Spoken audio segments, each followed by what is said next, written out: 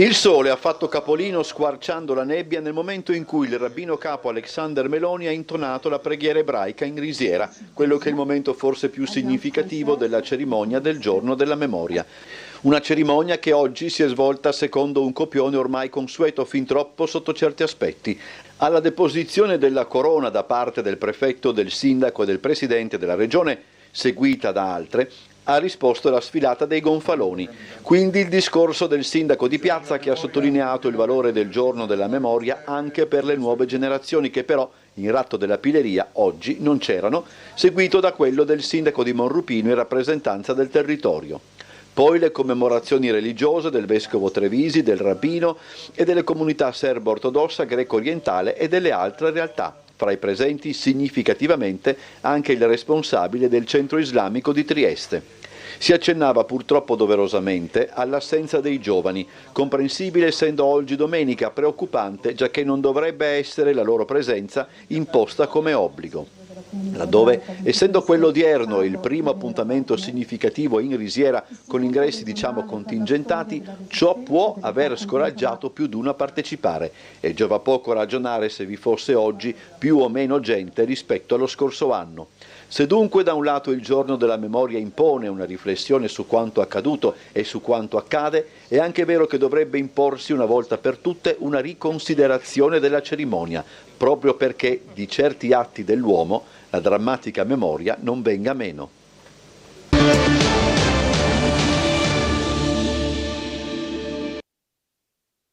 Non mi hanno detto dobbiamo vincere il campionato, dobbiamo fare una squadra competitiva e giocarcela. E questo è tutto e niente. L'aspetto tecnico di miei giocatori all'interno di questa squadra scelti da me con condivisione non ce ne sono, se non D'Urso, Finotto che adesso è andato anche via. E posso dire anche Enrico Celeghin, quando si costruisce una squadra si deve anche prendere e seguire le indicazioni che l'allenatore dà e magari dare anche qualche uomo che lui ritiene importante per poter portare avanti il suo tipo di calcio. Non è successo? Assolutamente no. Nell'amarezza e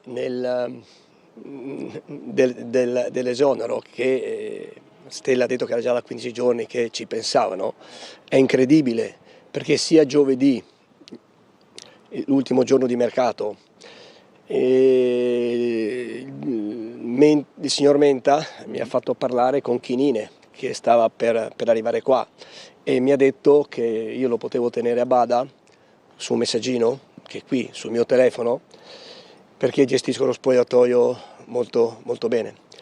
E il giorno dopo mi chiedeva scusa, ho sbagliato, non sono riuscito a prendere i giocatori che poi non sono venuti. Stride un po' quei 15 giorni adesso che mi parli di mercato, no?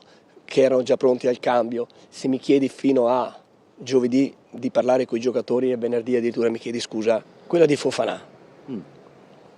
Il giocatore da valorizzare secondo la conferenza stampa? Il giocatore da valorizzare.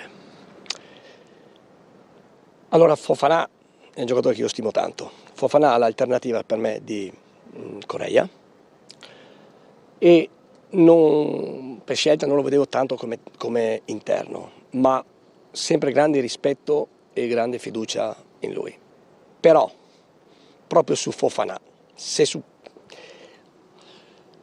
mi era stato chiesto esplicitamente proprio di non farlo giocare la partita con Lumezzane. Ci sono due testimoni che erano in spogliatoio con me e io ho detto vai, andiamo avanti che Fofana gioca. Questo per dire proprio l'ipocrisia che c'è e questa sono cose che non vanno bene, lo fanno per il popolo. Un mister che a loro detta non era più in linea con il progetto della società e soprattutto capace di far crescere la stessa società, le persone attorno a sé. Allora, se non mi chiedono nemmeno o non mi danno dei giocatori che è l'aspetto tecnico con i quali io devo misurarmi, figurarsi se ho il tempo di crescere con gli altri e far crescere gli altri. Non penso che devo far crescere io un direttore sportivo, ma nessuno mi ha investito di questo ruolo. Non è cosa che mi compete, non faccio il babysitter, io faccio l'allenatore. Nella conferenza stampa è stato toccato un tema direi molto delicato, quello dell'età. Io negli ultimi 7 anni ho avuto la fortuna di condividere 3 vittorie di campionati, un play-off per andare in Serie A e lo scorso anno in Serie B un 10° posto. Quindi penso che l'età, la mentalità, non è che avessi 40 anni l'altro ieri, abbia avuto la saggezza e la capacità di ottenere dei risultati.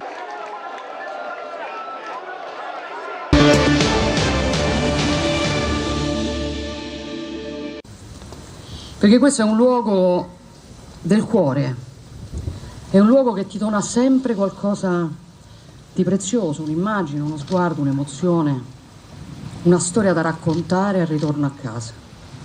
La presenza di Giorgia Meloni, primo presidente del Consiglio a recarsi a Basovizza, certamente ha fatto la differenza oggi alla Foiba. La cerimonia nel 20ennale dell'istituzione del Giorno del Ricordo è stata certamente fra le più partecipate e fra le più sentite. Potremmo spingerci a dire fra le più ascoltate in un silenzio attento. Se il Premier molto ha insistito su storie esemplari, a chiarificare una volta di più la complessità di quanto accaduto, gli altri interventi hanno toccato tasti già sfiorati nel tempo e in anni più recenti. Il presidente della Lega Nazionale Paolo Sardos Albertini ha ricordato la visita di Francesco Cossiga che da Presidente della Repubblica davanti alla Foiba di Basovizza si inginocchiò nel 1991 e che sottolineò il primo come qualcuno impedisse allora ancora di parlare delle tragedie degli istriani. Ci aveva indicato la strada per stannare gli autori, i registi della grande menzogna. L'impegno deve essere più che mai quello di proseguire in questa ricerca, questo recupero della verità, magari attivando una commissione parlamentare che faccia luce su questa grande menzogna. Dal canto suo il sindaco di Piazza ha molto insistito sulla necessità di togliere al maresciallo Tito l'onorificenza concessagli dall'allora presidente Saragat alla fine degli anni 60. E ha chiuso il proprio intervento stigmatizzando il comportamento di alcune parti politiche contrarie alla revoca, sferzandole quasi. Dico a queste persone che le foibe e l'esodo sono una tragedia del nostro paese e non di una parte. Chiedo a queste persone di far parte di questo momento storico. Ricordo a queste persone che continuare a negare questi fatti cercando di rimuovere il ricordo di un crimine vuol dire commetterlo di nuovo.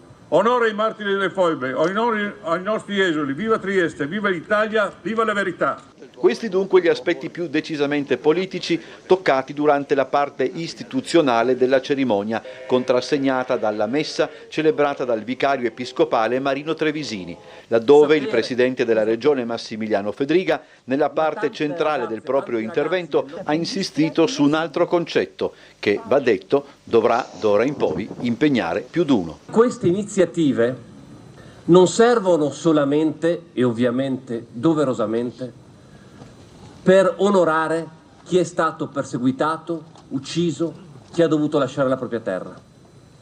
Non sono soltanto fatte per ricordare chi ha costruito questa terra con la sofferenza. Ma tutte le iniziative che vengono fatte, mi auguro vengano fatte sempre di più anche nelle scuole, sono fatte per costruire il futuro.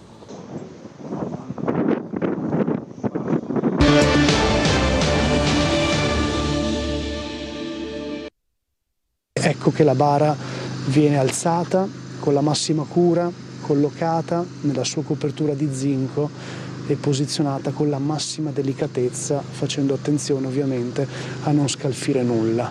I tecnici delle onoranze funebri San Giusto si stanno avvicinando con altri strumenti, credo, atti al trasporto del feretro ricoperto dalla bara di zinco. Ecco qua la fase finale di questa operazione, un carrello esattamente che serve proprio per il trasporto del feretro stesso, che viene portato fuori dalla zona perimetrata da questo nastro messo dalla polizia scientifica. L'area del campo 11 del cimitero di Sant'Anna delimitata fin dalla sera prima. Oggi le operazioni di estrazione del feretro dall'oculo 214. La bara sigillata verrà trasferita a Milano, nell'obitorio dell'università dove lavora l'antropologa forense forense Cristina Cattaneo, che insieme al suo team di esperti condurrà la nuova autopsia sul corpo della 63enne di via Verrocchio.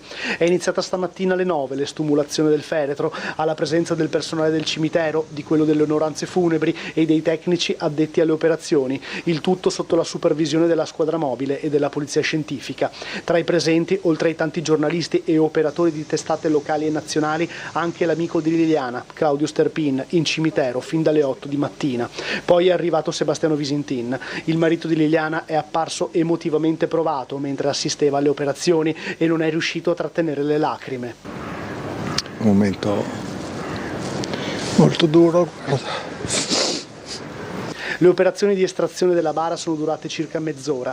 Prima gli operatori hanno provveduto a eliminare tutti i gas presenti nel terreno con una pompa di drenaggio fatta calare dentro all'oculo. Poi è stato agganciato al feretro il verricello per l'estumulazione. Infine la bara è stata chiusa nel vano del furgone delle onoranze funebri e portata fuori dal cimitero sotto la scorta della squadra mobile. Ecco, la bara viene collocata nel vano del furgone delle onoranze funebri dai tecnici addetti e adesso verrà chiuse le porte e si procederà con l'ultima fase, ovvero quella del trasporto.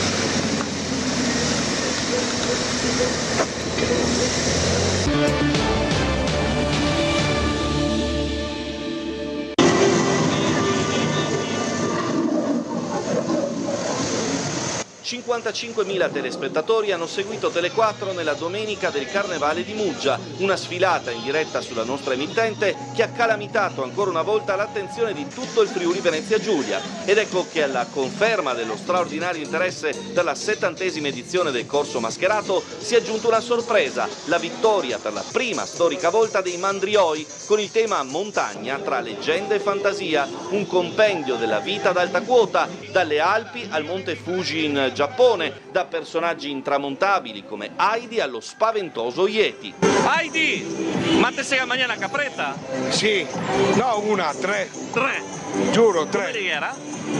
Una era mesa cotta. Sì. Una era cotta. Sì. E una... E sta un po' su stomaco. Sì.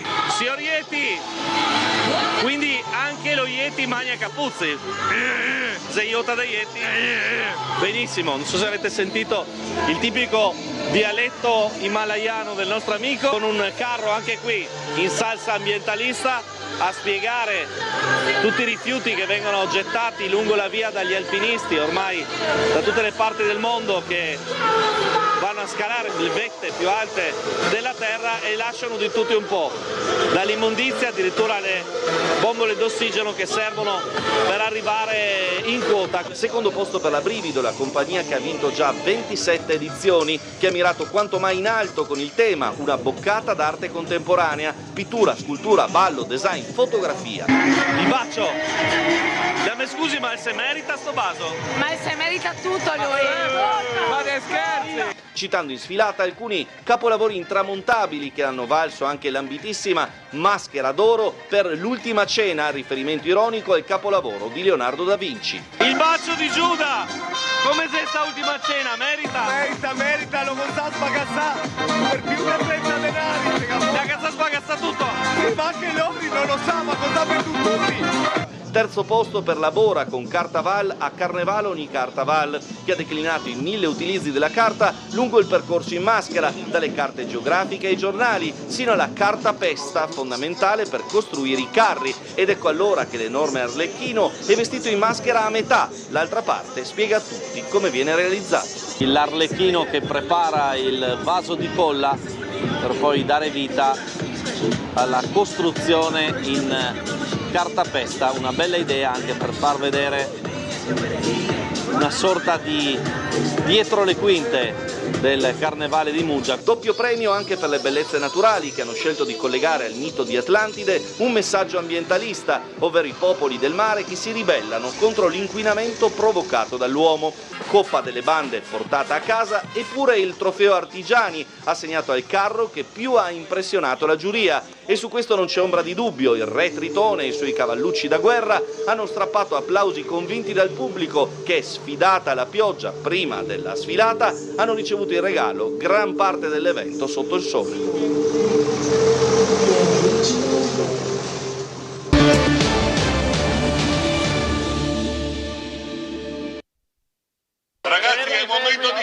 Pronti?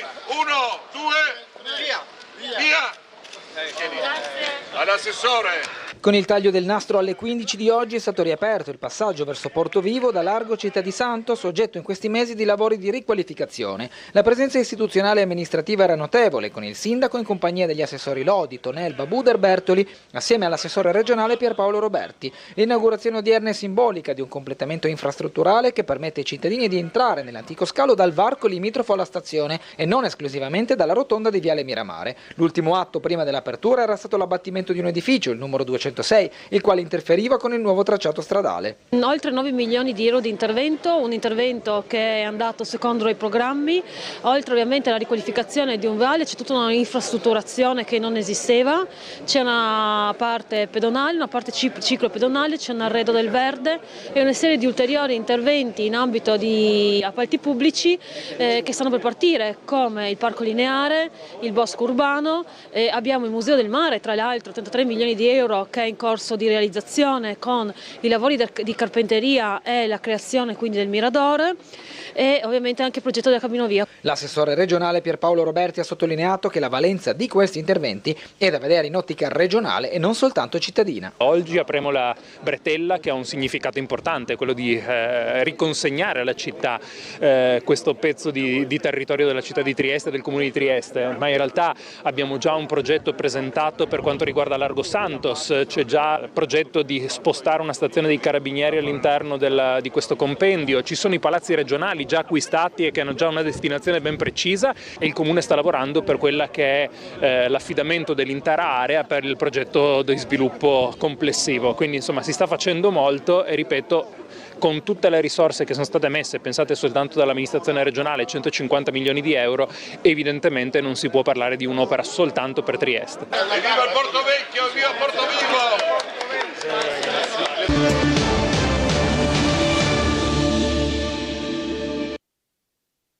Un malore fatale tra i sentieri della Val Rosandra che tanto amava. Maurizio Fermeglia, ex rettore dell'Università di Trieste, è morto questo pomeriggio durante un'escursione sui sentieri del Monte Carso. Aveva 68 anni. La chiamata al 112 è arrivata poco dopo le 13:30 e subito sono stati allertati i vigili del fuoco, l'elisoccorso regionale e la stazione di Trieste del soccorso alpino, della quale, tragica coincidenza, Fermeglia era stato a lungo in passato capostazione. A trovarlo è stato un escursionista austriaco che ha cominciato a gridare aiuto ed è stato sentito da altri 2 giovani, uno dei quali studente in medicina. Questi ha subito iniziato il massaggio cardiaco fino al sopraggiungere dei soccorritori, 8 tecnici che hanno proseguito la rianimazione cardiopolmonare fino all'arrivo dell'elicottero. Purtroppo tutti gli sforzi per salvarlo sono risultati vani. Una volta constatato il decesso da parte del medico di bordo e ottenuto il nulla osta, la rimozione della salma, quest'ultima è stata prelevata dal secondo elicottero.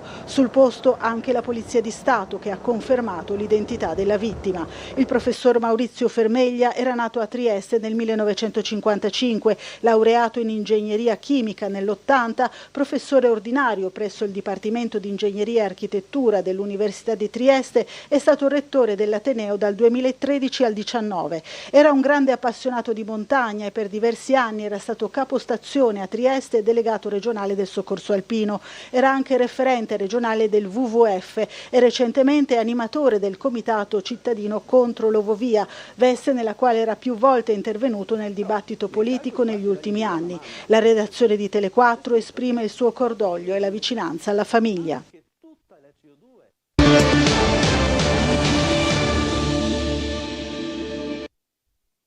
Conferiamo a Sergio Mattarella la laurea magistrale a ciclo unico in giurisprudenza, honoris causa, per l'alto contributo dato alla trasformazione della frontiera adriatica da territorio di divisione ad area di dialogo e di edificazione del processo di integrazione europea, nella comune coscienza dei diritti umani e nella luce delle libertà democratiche.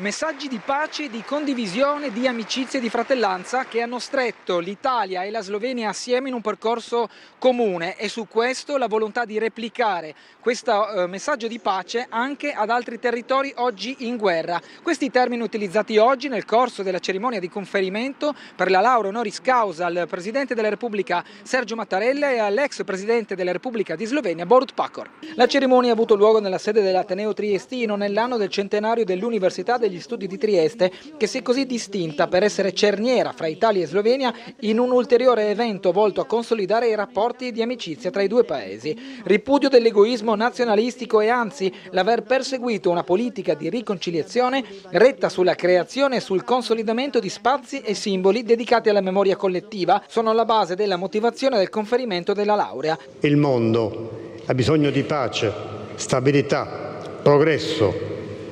E l'Unione Europea è chiamata a dare risposte concrete alle aspirazioni di quei popoli che guardano al più imponente progetto di cooperazione concepito sulle macerie del secondo conflitto mondiale. Concetti come amicizia, condivisione, dialogo sono stati la base sulla quale si è articolato l'impegno dei due presidenti in questi anni. Un processo a più tappe ma sempre vocato a un obiettivo comune riassunto in 4 lettere: pace. Ci siamo aiutati a vicenda. Insieme abbiamo vinto. Grazie a te ho cominciato a credere che persino in politica c'è posto per la vera amicizia. Mi auguro che nel nostro mondo l'amicizia riesca a prevalere sul risentimento e l'odio. Grazie. L'importanza della ricerca come strumento di collaborazione e di cooperazione. Università che devono essere libere, questo è il messaggio ribadito dal magnifico rettore dell'Università di Trieste, Roberto Di Lenarda. L'università è ricerca, l'università è condivisione, l'università, come anche ho detto io, deve creare ponti, e per cui è sbagliato chiudere i rapporti anche con gli altri enti scientifici, anzi dobbiamo supportarli, perché spesso ci dimentichiamo che nelle società in cui la libertà non è così diffusa, i germi più vivi che tengono viva la speranza sono proprio l'università, per cui chiudersi vuol dire metterli in difficoltà, e non è questo l'obiettivo che abbiamo noi.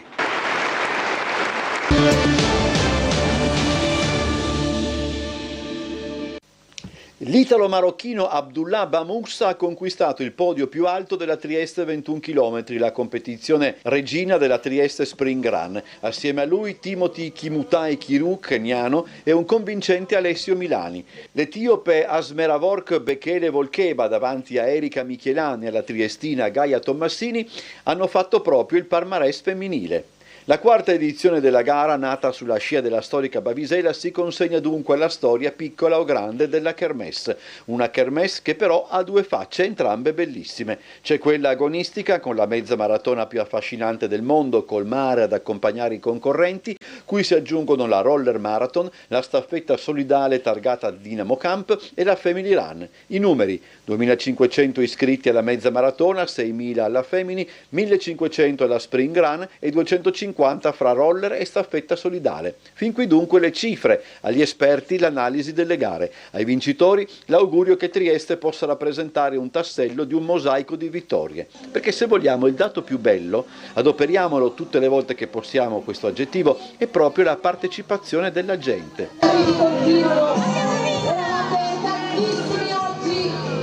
Questa mamma, che magari scherzando dice alla telecamera abbiamo vinto, a sua volta fotografa lo spirito di una manifestazione che consente a tutti quelli che tagliano il traguardo, ma anche a quelli che ad un certo momento si fermano, di sentirsi parte integrante della gara, indipendentemente dalla categoria o dal piazzamento. La Spring Run catalizza la curiosità e l'interesse dei triestini già un paio di giorni prima delle competizioni domenicali, e quando, come succede, un'iniziativa caratterizza un preciso periodo dell'anno, è segno che tale manifestazione è sentita prima ancora che partecipata. Certo, la corsa è il momento più atteso, per certi aspetti più liberatore e liberatorio, sia la partenza sia l'arrivo, ma persino durante il percorso, per cui alla fine l'arrivo in Piazza Unità altro non è se non il più che degno coronamento di una domenica che si vorrebbe si ripetesse già fra 7 giorni, ma che giova gustarsi come un evento, per cui appuntamento a maggio 2025.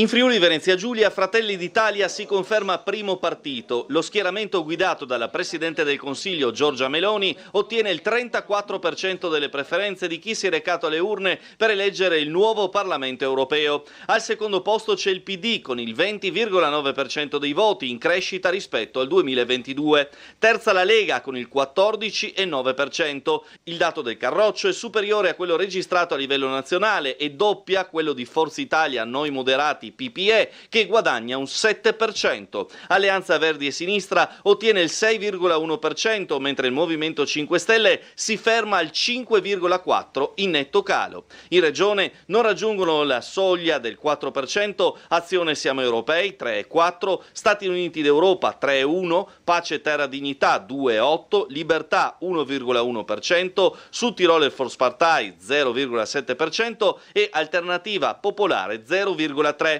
Nella circoscrizione nord-est, quella di riferimento per l'elezione degli eurodeputati, Fratelli d'Italia ottiene il 31,9% e il PD il 25,8%. Più vicino invece il risultato del derby nel centrodestra, con la Lega al 10,2% e Forza Italia al 7%. Dietro Alleanza Verdi e Sinistra al 6,7% e il Movimento 5 Stelle al 5,7%. Fuori dalla soglia di sbarramento Azione, Stati Uniti d'Europa, Sud Tiroler Volkspartei, Pace, Terra e Dignità, Libertà e Alternativa Popolare.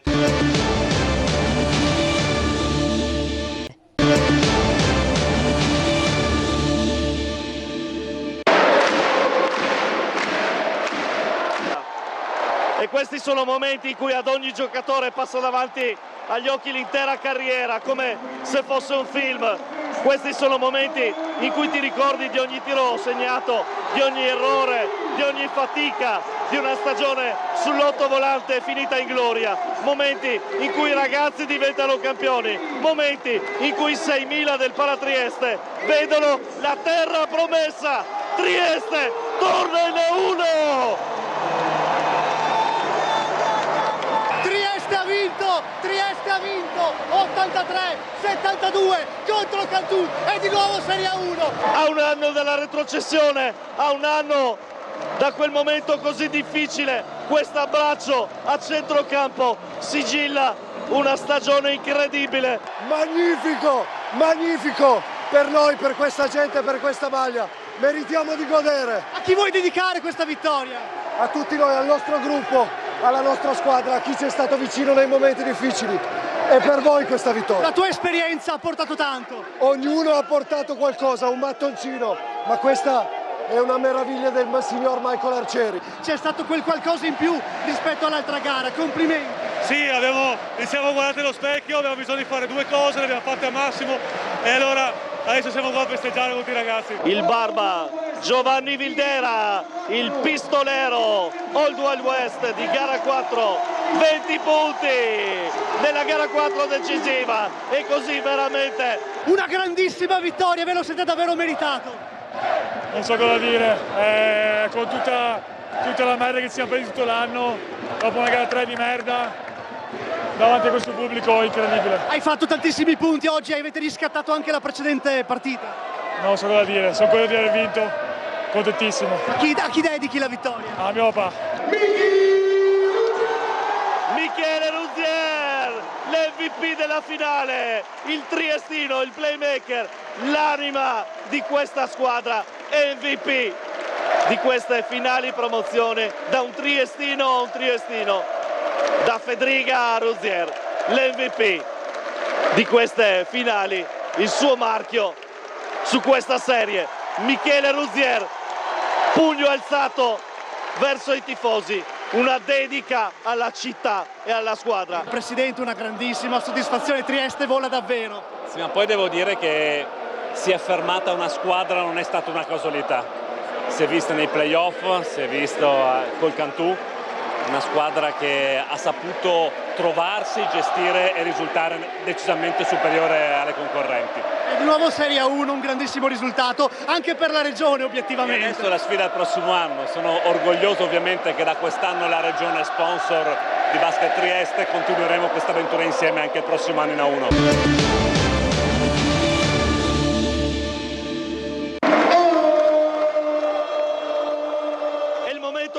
sognavamo. È il momento della consegna del trofeo e del ritorno in A1. Trieste torna nella massima serie, nell'urlo del Palatrieste.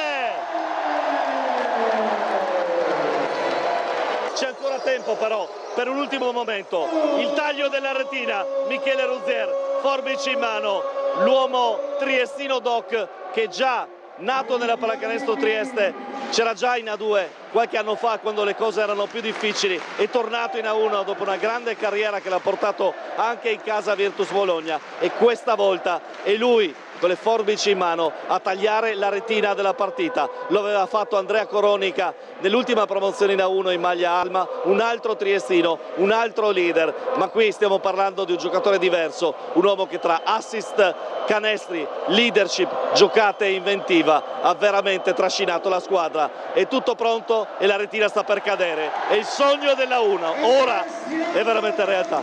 Guarda il palazzetto, è tutto per voi. Penso che ce lo siamo meritato.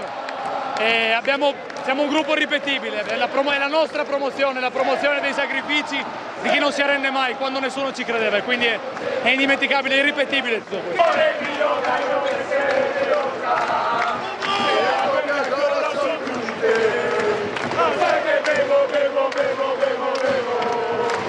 Bevo perché sono fatto di te, amore mio, È inspiegabile, ragazzi, non ci rendiamo conto di quello che è appena successo. Vincere in casa con questo pubblico davanti alla nostra città è una cosa inspiegabile. Veramente l'ultima volta che era successo era più di 20 anni fa. Vincere in casa così è indescrivibile, ci renderemo conto appena tra qualche mese. Michele, posso così? Devi fare così. MVP, una partita oggi totalmente in controllo, non avete sbagliato nulla, in vantaggio su tutti i quarti, alla fine di tutti i quarti. Sono arrivati i sigari. Questo è importante. No, partita super da parte di tutti, veramente un'intensità in difesa, rimbalzo pazzesca. Contenti, molto contenti.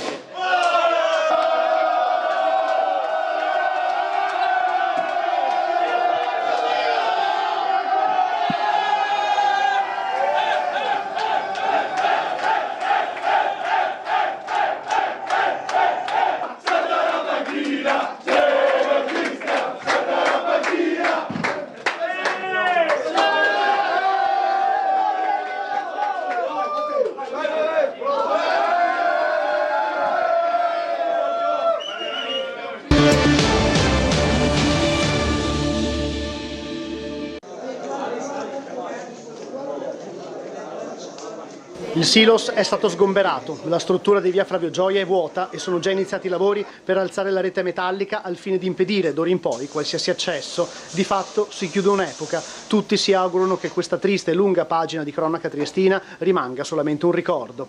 Le operazioni che hanno dato seguito all'ordinanza firmata dal sindaco di Trieste, Roberto Di Piazza, sono iniziate alle 8 di questa mattina e si sono concluse in poche ore. Nessuna resistenza dei migranti, nessuna tensione. Sul posto la polizia con il reparto celere di Padova, la Polfer, la Guardia di Finanza, i Carabinieri, la Protezione Civile e il personale di Coop Alleanza 3.0, proprietaria del Silos. Dietro l'edificio i gazebo allestiti dalla Questura e Asugi per i controlli di identificazione e sanitari. Presenti anche gli operatori di varie associazioni, Linea d'Ombra, ICS, Caritas, c'erano anche gli interpreti per aiutare con la comunicazione. A tutti i migranti presenti questa mattina dentro la fatiscente struttura sono stati consegnati anche cibo e acqua. Sono 18 i migranti irregolari che erano presenti nel Silos, che in tutto ospitava circa un centinaio di persone. Sono stati invitati a regolarizzare la propria posizione in questura, faranno richiesta di asilo. Gli altri migranti sono risultati in regola, gli è stato consegnato un braccialetto identificativo e hanno potuto accedere ai controlli sanitari. Tutte le persone sono risultate in buone condizioni di salute. Organizzato subito il trasporto tramite pullman e furgoni verso altri siti di accoglienza, come il campo scout di Prosecco e altre destinazioni in tutto il Friuli Venezia Giulia, ma si deve mettere in moto subito anche la macchina dei trasferimenti per portare alcuni di questi migranti in altre regioni d'Italia. La polizia locale, già dal primo mattino, aveva provveduto alla chiusura della via di accesso al Silos per permettere che tutte le operazioni avvenissero senza intoppi.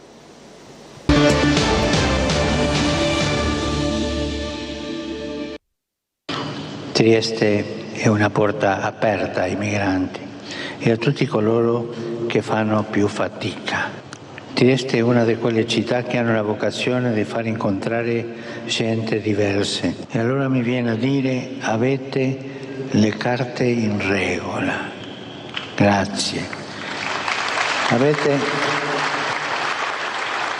le carte in regola per affrontare questa sfida. Questo è il messaggio forte di Papa Francesco a Trieste, città che ha le carte in regola per affrontare la sfida che la posizione geografica le assegna. Per la sua prima visita a Trieste, a 32 anni da quella di Giovanni Paolo II, Papa Francesco è arrivato in anticipo sui tempi previsti a bordo dell'elicottero bianco decollato dal Vaticano e atterrato in Porto Vecchio. Sono le 7:51, potrebbe essere già l'elicottero di Papa Francesco. Siamo vicinissimi all'elicottero, siamo a un passo.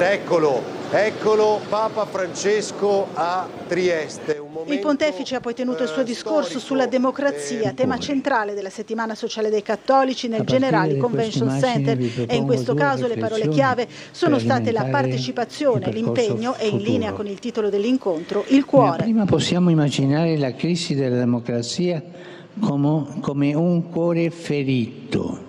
È un incoraggiamento a partecipare affinché la democrazia assomigli a un cuore risanato. E certe forme di assistenzialismo che non riconoscono l'unità delle persone sono ipocrisie sociali. Non dimentichiamo questo.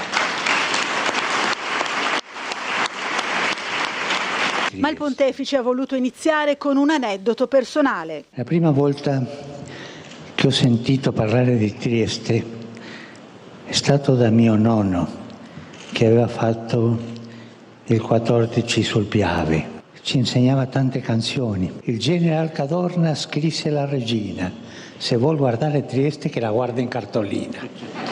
E questo è un... Accolto anche da Marco Cavallo all'uscita dal centro congressi, Papa Francesco si è poi spostato lungo le rive blindate, prima su una Fiat 500, poi sulla Papa Mobile biposto, giungendo in Piazza Unità e passando a velocità bassissima, stringendo tante mani e salutando la gente in attesa. Toccante l'incontro con alcuni bambini, cui il Papa ha dispensato baci e carezze. Ancora un bambino, credo, no? Sì, Perché sì, confermo. Dall'altro megaschermo. Un bacio. C'è ancora un bambino. Sulla fronte anche questo bimbo, un altro ancora.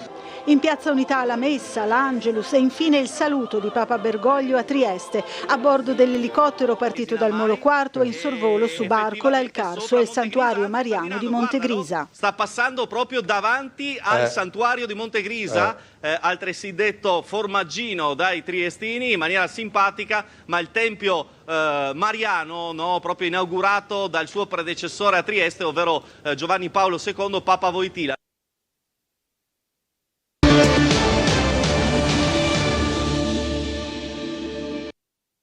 Con la Papa Mobile in Piazza Unità, questa volta non dalla parte centrale, ma lato prefettura, come detto, sta stringendo tante mani.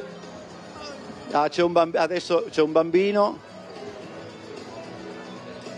Eccolo qua, sì. C'è stato uno stop perché ha tenuto in mano un bambino.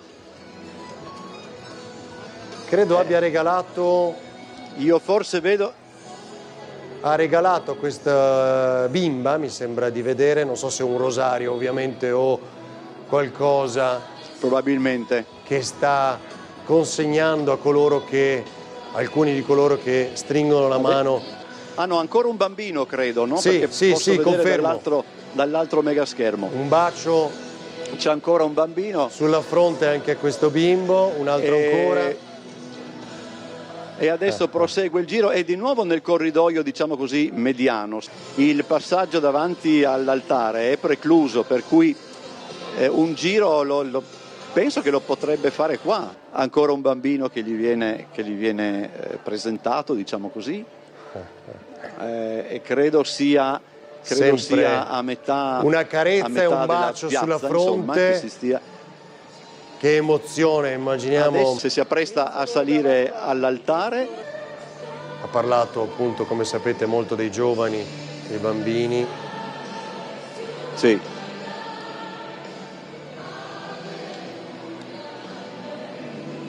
è emozionato anche Dovrebbe Papa Francesco. essere alla fine di questo credo palco. Ascoltando Umberto, vediamo, credo anche delle storie. Sì. Passa di qua, passa davanti a noi. Passa davanti a noi. Dietro a lui c'è il vescovo Trevisi, sta passando il Papa davanti a noi e insomma ti assicuro che è qualche cosa di significativo. Vai Umberto, l'applauso. C'è l'applauso della gente.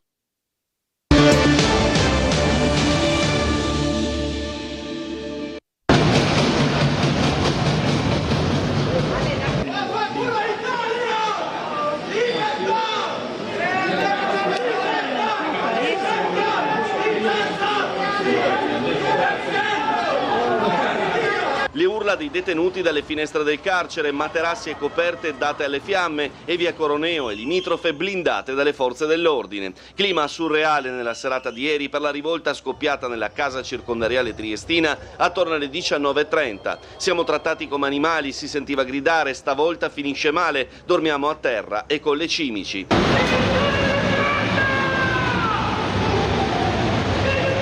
Polizia, carabinieri, esercito e vigili del fuoco hanno creato da subito un cordone di sicurezza lungo la via, allontanando tutti i presenti. Poi, dopo una prima mediazione degli agenti, quella messa in atto dal responsabile del carcere della Camera Penale Enrico Miscia e la garante per i detenuti Elisabetta Burla, ma il tentativo è fallito. Dunque l'irruzione delle squadre speciali in tenuta antisommossa. Alla rivolta hanno partecipato oltre 100 detenuti dei 260 che sono chiusi nel carcere. La struttura potrebbe invece ospitare fino a un massimo di 150 persone. Contestata la situazione di sovraffollamento, resa ancora più pesante dall'ondata di caldo. L'emergenza è rientrata alle 23:10. Il bilancio dei feriti, che fino alle 23 di ieri era di 6 persone, è salito a 8 dopo la mezzanotte, con 2 detenuti ricoverati in medicina d'urgenza. Entrambi però non sono in pericolo di vita. Delle persone trasferite all'ospedale di Cattinara, 3 sono state trattenute in pronto soccorso, mentre altre 3 sono state dimesse stamani. Per tutta la notte davanti al penitenziario è rimasta un'ambulanza per assicurare assistenza sanitaria in caso di bisogno. In seguito alla rivolta, la SUGI si è mobilitata attivando il proprio piano interno per maxi emergenze per gestire la possibile affluenza straordinaria di feriti. Sono state messe in campo per la rivolta 10 ambulanze e un'auto medica.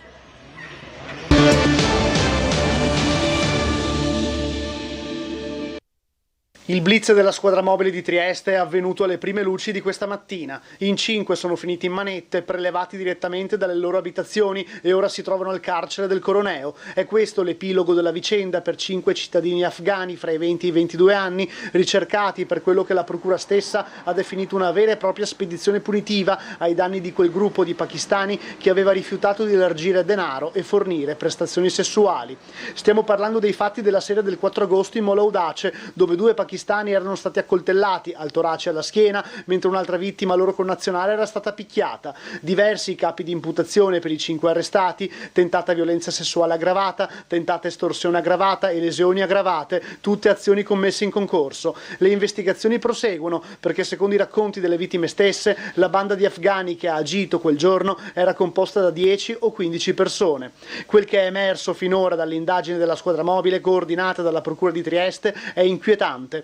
Come anticipato nei servizi di Tele4, vittime e aggressori si conoscevano fin dai trascorsi insieme in casa Malala e in altri luoghi della città. I tentativi di estorsione e la tentata violenza sessuale ai danni dei ragazzi pakistani erano stati attuati ben prima dell'episodio di Mola Audace. Quest'ultima appunto era una spedizione vendicativa degli afghani per il rifiuto delle vittime di concedere quanto richiesto. Ecco che quindi, con l'utilizzo di bastoni, coltelli, tirapugni, spray urticante e un taser, gli aggressori avevano deciso di punire le loro vittime.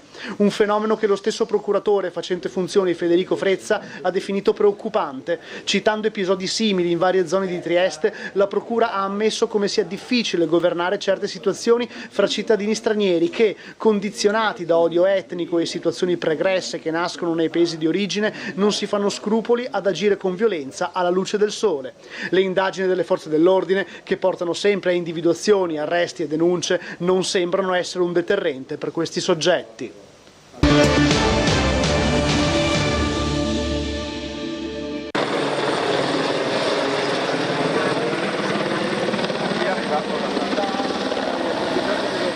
Il bosco torna a bruciare a Doberdò del Lago sul vallone di Gorizia, portando inevitabilmente la mente alla serie di incendi che devastarono il Carso isontino, triestino e sloveno nell'estate di 2 anni fa.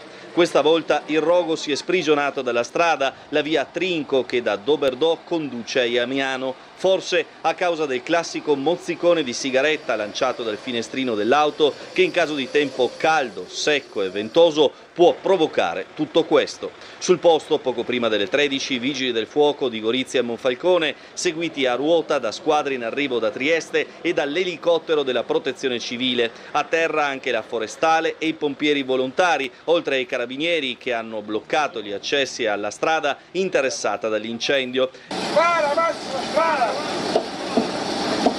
Le fiamme sono state domate con gli idranti in circa un'ora, ma l'azione dell'elicottero che ha riversato centinaia di ettolitri d'acqua sul fronte andato in fumo, in tutto circa 4.000 metri quadrati di area boscata, è perdurata per tutto il pomeriggio. Altrettanto hanno fatto i pompieri per evitare il riacutizzarsi di eventuali focolai. L'incognita sulla definitiva bonifica infatti è legata al vento di Bora che soffia dalla notte scorsa e dovrebbe perdurare anche per la giornata di domani. Ecco perché l'allerta su tutto il Carso rimane massima.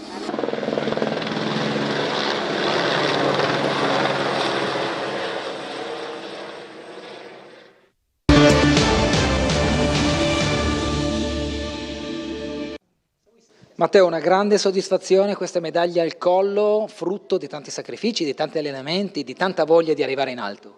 Penso di aver realizzato un sogno incredibile, un sogno che ogni atleta ha quando comincia a giocare il proprio sport a 21 anni, essere campione europeo, mondiale e olimpico è qualcosa di indescrivibile che mette davvero i brividi solo a pensarci.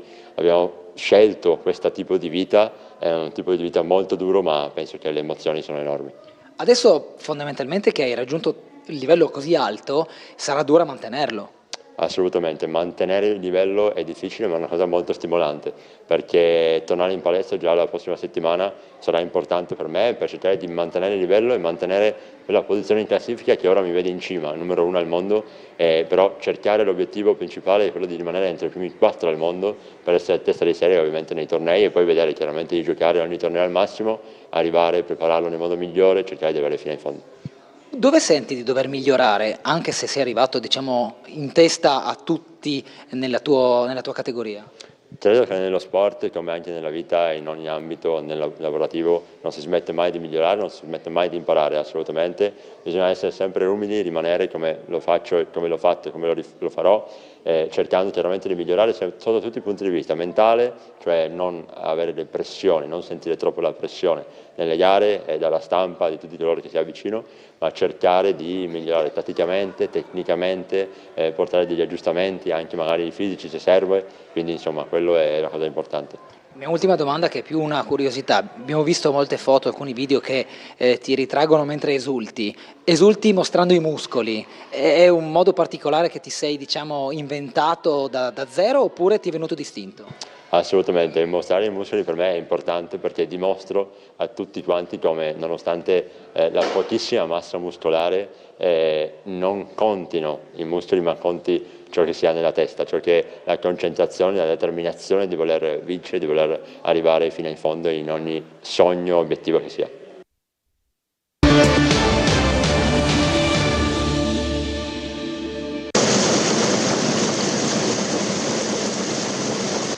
La situazione è che c'è pieno di acqua che viene giù perché ha rotto un torrente qua sopra.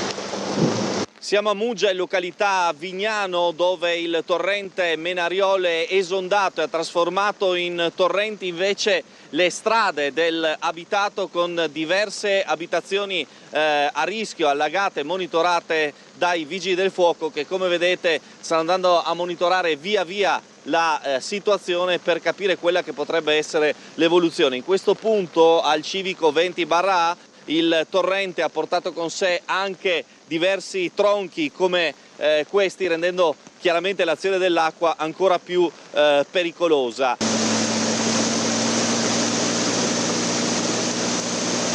Dietro a noi c'è questa abitazione che è una di quelle che ha pagato lo scotto in modo più pesante. Vedete la signora all'interno del garage con le paratie per tentare di arginare l'invasione dell'acqua. È esondato il vicino torrente?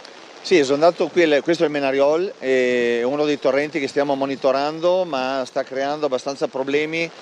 Qua c'è una zona industriale anche qua con allagamenti, e adesso stiamo aspettando la protezione civile con i sacchi per fare un primo soccorso. Le persone sono monitorate nelle case, sono queste che le abbiamo appena avvisate, i vigili del fuoco sono andati verso i laghetti delle Noghere. Ci sono altre 2 abitazioni, per adesso non ci sono problemi e quindi hanno comunque il contatto dei vigili del fuoco, qualsiasi cosa arrivano immediatamente. Purtroppo gli auspici del primo mattino non vengono confermati dall'evoluzione meteo. 8 abitazioni vengono evacuate e un anziano in difficoltà viene salvato letteralmente dai vigili del fuoco con l'ausilio di un gommone. Sono state effettuate le evacuazioni di circa 8 abitazioni, evacuazioni preventive per mettere in sicurezza gli abitanti in zona Menariolo.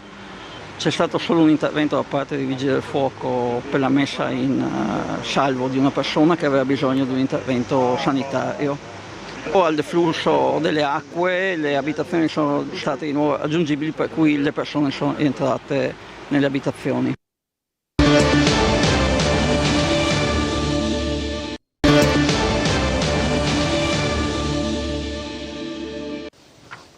Chi vincerà la gara per l'esecuzione dei lavori in Portovecchio avrà tutto l'interesse a concluderli prima dei 10 anni previsti. Il sindaco di Piazza lo ha ribadito al termine della conferenza stampa di presentazione del progetto stamani in Salotto Azzurro. Approvato dalla Giunta, in procinto di approdare in Consiglio Comunale, esso è stato realizzato dalla Costim, costo 2.200.000 euro. Prima della prossima primavera potrà partire la gara a cui potrà partecipare la stessa Costim, che qualora non dovesse vincere sarà risarcita dei costi del progetto da chi si aggiudicherà i lavori. La formula è quella del partenariato pubblico-privato. La parte pubblica concederà per 50 anni le aree di proprietà comunale e demaniale per la realizzazione di una serie di opere pubbliche. La parte privata acquisirà la piena proprietà di 19 edifici ora di proprietà comunale per insediarvi funzioni di carattere residenziale, terziario e commerciale. Costo complessivo 620 milioni di euro, il Comune incasserà 46 milioni di euro. Come si presenterà l'area una volta conclusi i lavori? Sommariamente 63.000 metri quadrati di residenzialità, 200 camere d'albergo per 2 nuovi hotel, 22.000 metri quadrati di uffici, 5.000 destinati a cultura e sport,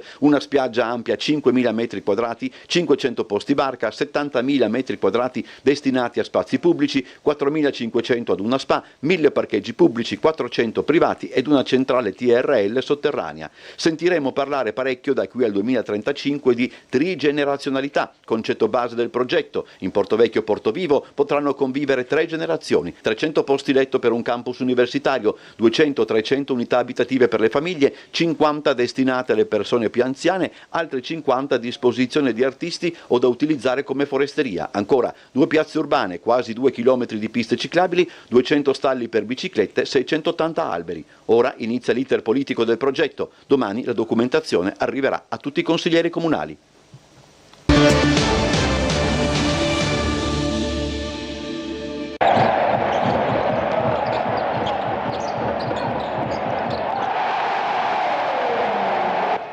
Il gusto dell'impresa nel match del ritorno in A1 e la consapevolezza che un gruppo con un talento del genere potrebbe regalarne molte altre. L'uscita dal Pala Trieste dopo la vittoria con i campioni d'Italia dell'Armani Milano ha il sapore di un vino che oltre al boccato vellutato lascia pure un retrogusto che invita a fantasticare. Del resto lo sport è evasione, spazio per la fantasia del tifoso. L'84-78 con cui i ragazzi di Jamion Christian hanno risolto la pratica toccando spesso la doppia cifra di vantaggio è un invito a sognare. Quanto alla razionalità cronistica vanno registrati quasi 60 punti dei Big Three, la regia ricca di fiammate a canestro di Colby Ross, la precisione da killer di Markel Brown, primi 13 punti col 100% al tiro oltre al canestro della staffa e le trovate di Denzel Valentine che in un equilibrio più chiaro con i compagni di squadra ha dato quel pizzico di diversità fuori dagli schemi che ha contribuito a schiantare Mirotic, Shields e Lidei in un finale a ad alto contenuto fisico.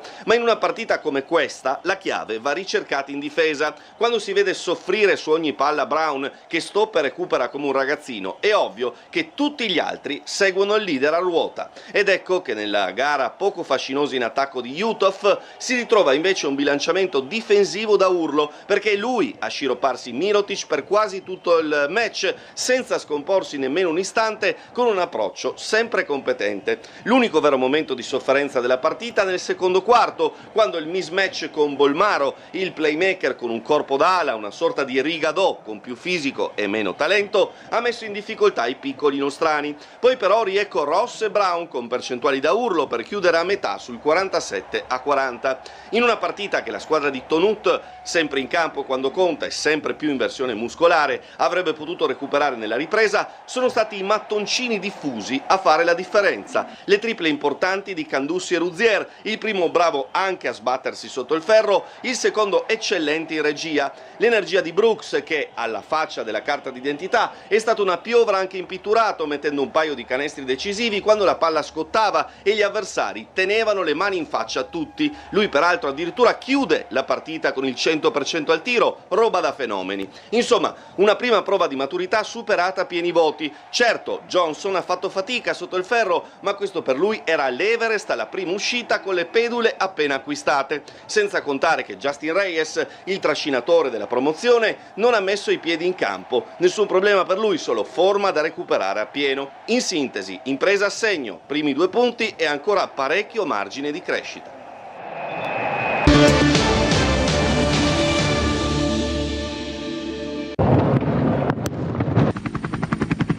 Furio, Gabriele e Marta, ancora una barcolana nel segno dei Benussi e dedicata a papà Dario, scomparso da qualche mese ma presente più che mai nel ricordo di amici e soci della società velica di Barcola e Grignano. La 56esima barcolana è una regata per veri strateghi. Si parte con 2 nodi scarsi di ostro, ma a bordo già si pensa alle manovre al lato giusto da prendere per assicurarsi il libeccio, 8-9 nodi circa, che attende gli equipaggi in prima boa. Ovviamente discorsi che valgono per i big e i velisti che si insidiano nelle singole categorie. Quelli dietro pensano a Cambusa, Cantici e Allegria. Lì davanti però è roba seria. I ragazzi di Prosecco Doc partono meglio con al timone Mitia Cosmina e prendono pure un bel vantaggio, sinché Benussi e soci non riescono a sviluppare tutti i cavalli che l'enorme superficie velica del 100 piedi consente di sprigionare. Tutto come previsto quando lo scafo nero con Gabriele Benussi e Rufo Bressani in pozzetto riesce a virare sulla prua dell'avversaria, sfruttando l'ingresso del vento da sud e prendendo un bel vantaggio dopo la virata in boa. Dietro, nella battaglia della prima bolina, sono in tanti ad emergere e in particolare il piccolo scafo giallo MSC che passa quinto alla prima manovra dietro a Generali e Fiamme Gialle. Poi, mentre tutte le altre approcciano le fasi più delicate del cambio di vento e dunque pure di invelatura, ecco la sorpresa. Arca si trova in un buco di vento a largo di Miramare che avvantaggia gli inseguitori. L'enorme distanza fra la barca nera e quella dalla livrea bianca si riduce a poco più di 50 metri. C'è ancora margine? C'è ancora una sfida aperta? Si domandano un po' tutti dai palchi naturali del Carso triestino. In realtà l'interrogativo viene sciolto in meno di 10 minuti. Il vento si stabilizza per entrambe e Arca torna a prendere un vantaggio cospicuo, tagliando il traguardo fra gli applausi in 1 ora e 28 minuti. Onore delle armi allo scafo armato da Claudio De Martis che precede Fiamme Gialle e Generali. Poi il vento rinforza ulteriormente, permettendo alla flotta, dove molto spesso il vero obiettivo è concludere la regata, di avere la soddisfazione del caso. Si veleggia con il sorriso in un golfo, ancora una volta, capace di disegnare la favola della Coppa d'autunno.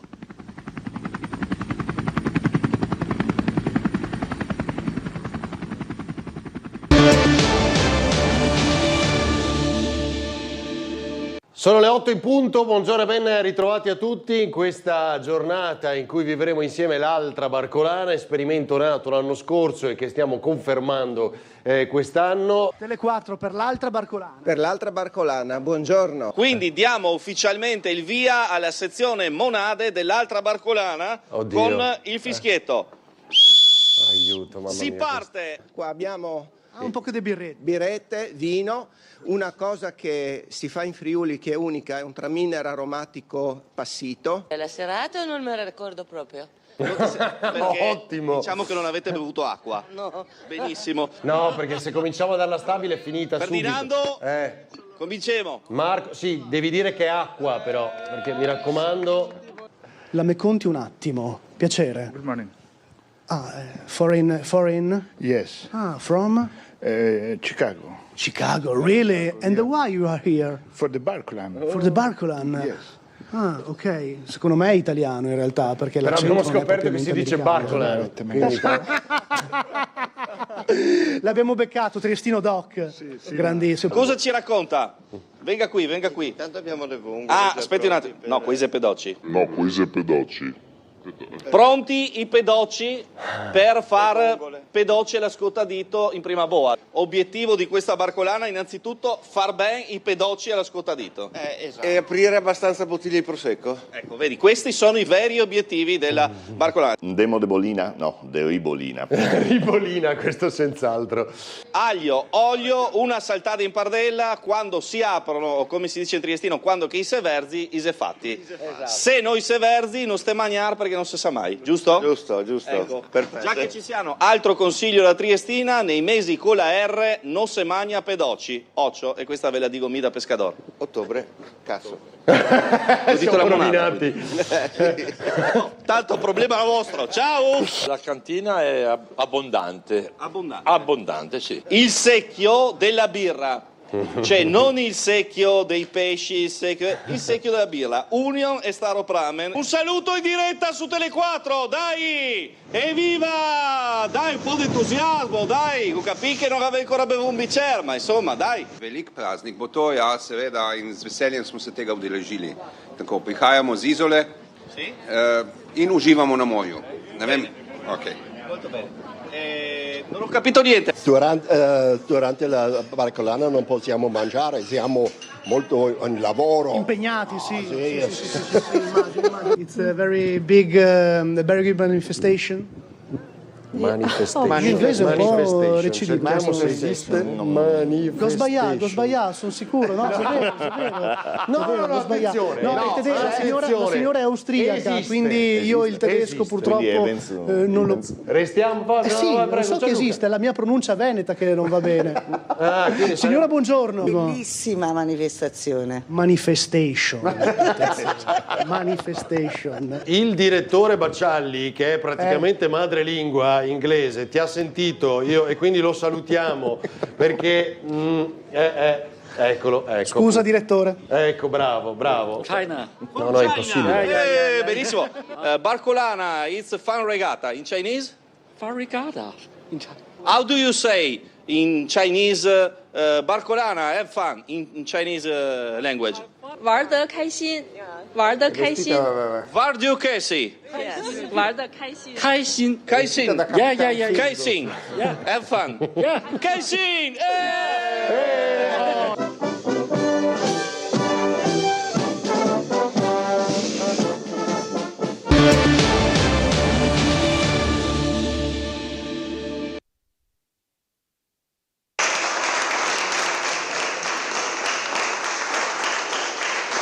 Sono passate da poco le 5 del pomeriggio. Nell'aula del Consiglio Comunale, con la sola maggioranza presente, parte l'applauso. La delibera sulla proposta di project financing per la riqualificazione del Porto Vecchio, avanzata dal gruppo Costim, è approvata. Come non essere soddisfatti, insomma, è una gioia veramente, lo dico con tutta l'emozione che ho, finalmente oggi si apre una nuova fase, non è la fine ma l'inizio di una nuova fase. Trieste si libera dei vecchi legami lacciuoli che aveva e parte con slancio verso il futuro. È un progetto nuovo, è un progetto all'altezza di questa città, è un progetto che potrà essere migliorato nelle prossime fasi della conferenza di servizio e della gara, ma da oggi non ci sono più scuse. Si sa chi è e chi vuole che questa città corra e chi la voleva tenere zavorata ai vecchi sistemi, alle vecchie logiche politiche. Un passo indietro. La seduta era iniziata in un clima infuocato, con accese liti verbali tra i consiglieri. Al centro il caso Panteca, non solo la contestata dichiarazione di inammissibilità di 129 emendamenti su 190, ma anche il presunto voto del presidente al posto del sindaco nella seduta del 9 ottobre scorso, motivo per cui il consigliere PD Russo ha presentato un esposto in procura. Decenza politica vorrebbe di sospendere una discussione così importante per il futuro della città nel momento in cui a presiedere l'aula è una persona che si è macchiata di comportamenti indegni. Bocciata la richiesta del capogruppo di Adesso Trieste, la terza di sospendere i lavori. Tutti i consiglieri d'opposizione escono dall'aula per protesta. Siamo al primo intervento.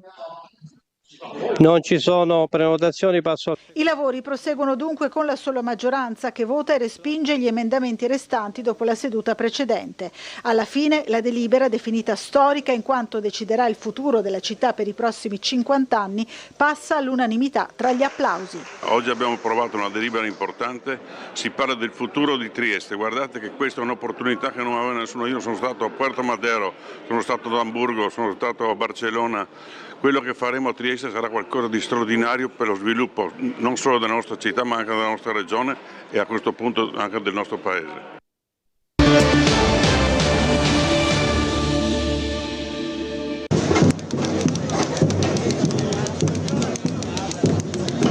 Migliaia di persone tornate a sfilare per le strade di Trieste. È il popolo dei No Ovovia sceso di nuovo in campo in corteo per ribadire la contrarietà a quest'opera considerata inutile e impattante. È una manifestazione per ribadire che è venuta l'occasione per dire definitivamente basta. Sempre stato contrario perché distrugge l'ambiente e non serve a snellire la circolazione. Perché è inutile, perché ci lavora, perché costa tanto, perché non abbiamo i soldi del PNR, perché è un giocattolo per il sindaco. Certo che è impattante, ma non soltanto. Qua dobbiamo essere insieme tutti quanti per dire al sindaco che prima di decidere le grandi cose bisogna che ci consultiamo. Questa città non è proprietà del sindaco di Piazza, siamo qui per dimostrarglielo, che siamo in tanti a credere in una città diversa, in un futuro diverso per Trieste e che è inutile ostinarsi tanto più dopo la perdita dei fondi PNRR. Questa è una maglietta, l'ho fatta io perché è eloquente. I cittadini hanno poca voce, alla fine del cittadino interessa poco alla politica. Siamo solidali con questa battaglia, è necessario dire no a quest'opera perché devasterebbe una fascia di alberi immensa, nel mentre esistono i treni, gli autobus e attendiamo che il tram venga ripristinato. Non c'è bisogno di spendere i soldi per creare nuove devastazioni. Un'opera insensata che peraltro è già stata bocciata da chi di dovere. Via! La lotta popolare! Spazza via!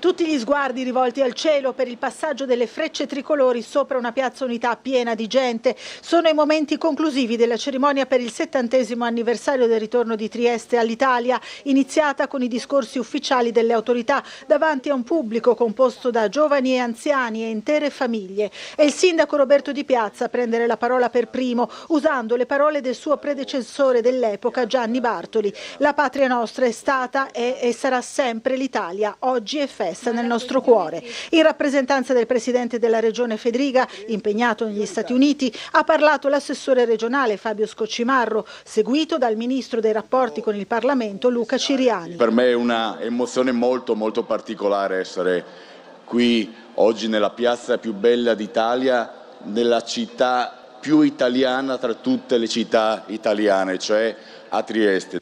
Dopo la lettura del messaggio della Presidente del Consiglio Giorgia Meloni, molto legata alla città di Trieste, della quale ha ricordato la storia ma anche il ruolo strategico proiettato verso il futuro, è toccato al Presidente del Senato Ignazio La Russa concludere i discorsi ufficiali. Le frecce tricolori che simboleggiano la volontà di tutti noi di sentirsi partecipe di un comune destino, quello della nostra patria, quello italiano. È il sentimento che 70 anni fa mosse tutta Trieste, tutte le ragazze di Trieste che cantavano con ardore che l'Italia tornasse a Trieste. E dopo un ultimo passaggio della pattuglia acrobatica nazionale, il solenne alzabandiera sulle note dell'inno nazionale.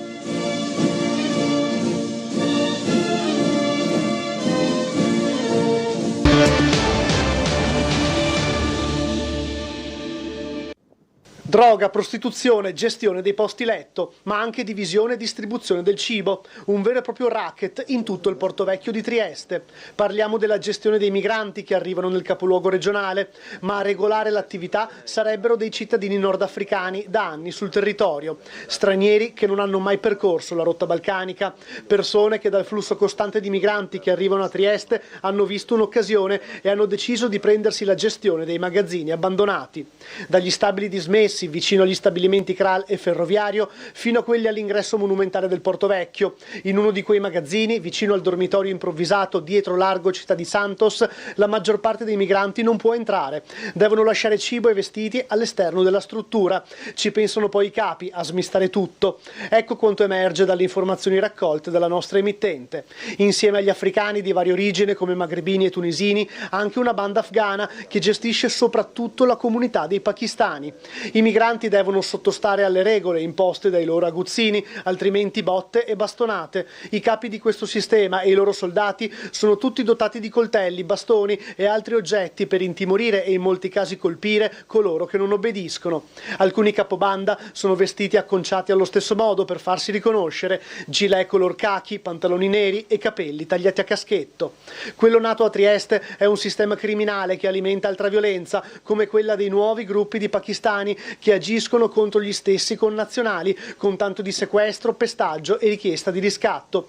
Un esempio fu l'episodio di un mese fa, un pakistano tenuto prigioniero in uno dei magazzini del Porto Vecchio. Il giovane si liberò da solo e riuscì a raggiungere una pattuglia della polizia locale per denunciare il fatto.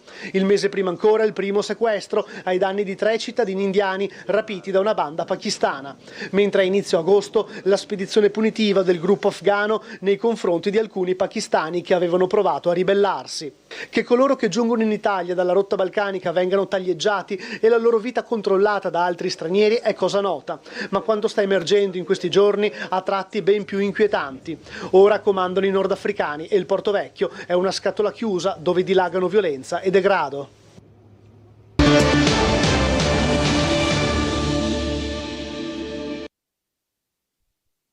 Andiamo in mezzo a loro senza tracciare le operazioni, raccontiamo quello che succede. Guardate, c'è di tutto, delle tende improvvisate, gente che si appena mette le scarpe, persone che stanno mangiando qualcosa, tutti con i loro zaini, con i loro sacchi a pelo, con le loro borse. È scattato alle prime luci del mattino il blitz delle forze dell'ordine per sgomberare Porto Vecchio. 150 migranti che dormivano nelle varie aree dell'antico scalo sono stati fatti mettere in fila con documenti alla mano per i primi controlli. Si tratta di richiedenti asilo che però dormivano all'addiaccio perché ancora senza una sistemazione. Un'operazione di alleggerimento, quella di Polizia di Stato, Guardia di Finanza, Carabinieri e Polizia Locale, per consentire il trasferimento di queste persone. Bangladesh, Pakistan, India sono diversi i paesi di provenienza dei migranti svegliati e chiamati a raccolta dalle forze dell'ordine. Poi i richiedenti asilo sono saliti sui pulmini per andare a svolgere le prime visite mediche. I'm from in Bangladesh. I interest from Italy. I like Italy. I can work. Vengo dal Bangladesh, mi piace l'Italia, sono qui per supportare la mia famiglia, devo lavorare per fare questo, perché la mia famiglia è molto povera, ho moglie e figli e devo dare loro una mano. The family supporting him. I'm from India. Io vengo dall'India, sono andato via per questioni personali, la mia vita là era molto difficile e mi sono convinto dunque di venire qui a Trieste. Non solo il dormitorio di largo Città di Santos, liberati anche i magazzini fronte mare vicino al Molo Quarto, la zona più pericolosa controllata da bande nordafricane e afghane che taglieggiavano i migranti, un vero e proprio racket di gestione dei posti letto, distribuzione di cibo e vestiti, oltre che spaccio di droga. Inoltre è in uno di questi magazzini che era stato sequestrato, legato e picchiato un migrante pakistano che però riuscì a fuggire. In corso di controllo uno dei magazzini del Porto Vecchio con personale della Polizia di Stato che sta vagliando stanza per stanza la situazione per capire quante persone sono ospitate qua dentro. Ve lo stiamo mostrando in diretta sulla nostra emittente e quindi a conferma anche di un lavoro più certosino e più complesso rispetto a quello che pensavamo fino a pochi minuti fa, perché la polizia è entrata anche qua dentro. Le forze dell'ordine presenti in una delle aree più problematiche del Porto Vecchio, dove sono avvenuti anche episodi gravi, spiacevoli di cronaca che vi abbiamo raccontato. E vedete, stanza per stanza, finestra per finestra, stanno controllando ogni parte del sito all'interno.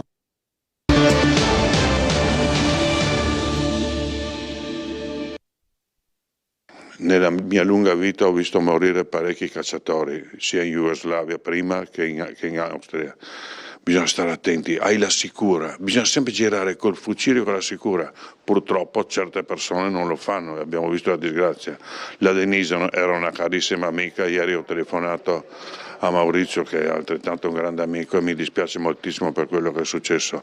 È così che il sindaco di Trieste, Roberto Di Piazza, ha voluto partecipare al lutto della famiglia per la morte di Denise Marzi-Wildauer, la sessantenne triestina, sorella del presidente di Trieste Trasporti, Maurizio. È stato un colpo sparato accidentalmente a risultarle fatale nell'ormai nota battuta di caccia nella riserva di Basovizza. Non è ancora chiaro se a causa di un inciampo o nei movimenti preparatori del fucile alla vista di un fagiano su una pianta. Fatto sta che il fucile dell'80enne, compagno di battuta, un ingegnere di Muggia, ha fatto fuoco. Va precisato che per questo tipo di caccia, fagiani e lepri, vengono utilizzati i cosiddetti proiettili a pallini, una munizione spezzata che libera dopo l'esplosione uno sciame di micromunizioni di dimensioni ridotte. In un primo tempo si pensava che Denise fosse stata colpita solo alla gamba destra, ecco il perché del tentativo di fermare l'emorragia con un laccio emostatico in attesa del 118 da parte del gruppo di una quindicina di appassionati che era con lei. Da qui la speranza di salvarle la vita. In realtà i sanitari hanno accertato che i pallini hanno raggiunto la donna anche all'addome e al torace. Non è bastato dunque estrarre i pallini.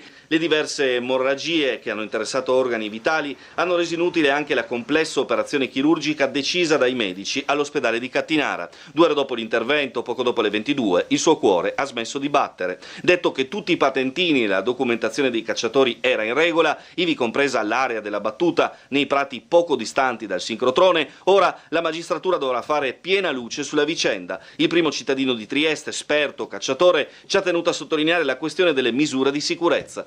Ripeto, sempre con la sicura, questo è quello che bisognerebbe insegnare a tutti, specialmente i giovani, anche se quello che ha sparato poi aveva 80 anni. Ho visto morire delle persone proprio per l'imprudenza e perché non usavano la sicura. Cioè tu nel fucile, in qualsiasi fucile hai la sicura e tieni il fucile in sicura, non ci vuole mica tanto, no?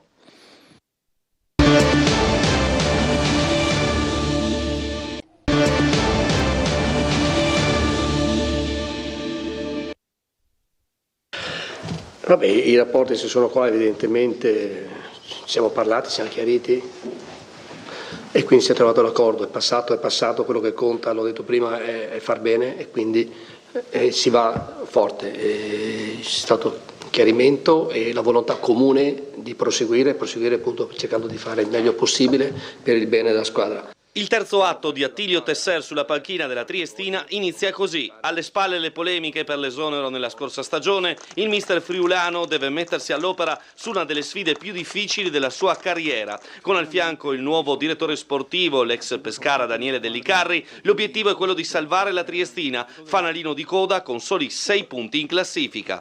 Il mio punto in cui mi baso sempre è il rapporto dentro allo spogliatoio, perché prima di andare sul campo è da lì che nasce l'unità di intenti che tutti devono rinunciare un po' al proprio io e metterlo tutti sul noi squadra, noi Triestina, noi un dovere verso la proprietà che ci investe su di noi e soprattutto verso la maglia e verso i nostri tifosi che meritano il rispetto. Dobbiamo dare sempre il massimo, dare tutto quello che abbiamo dentro. Come affrontare allora la più grave malattia della squadra? Le sole 10 reti segnate in 16 giornate, peggior attacco del girone A della C. Il gol va costruito da una squadra, non solo dagli attaccanti. Il gol va riempita l'area di rigore, va riempita con i centrocampisti, che è una cosa che dentro il mio sistema di gioco, se gioco con quello lì base, deve essere riempito.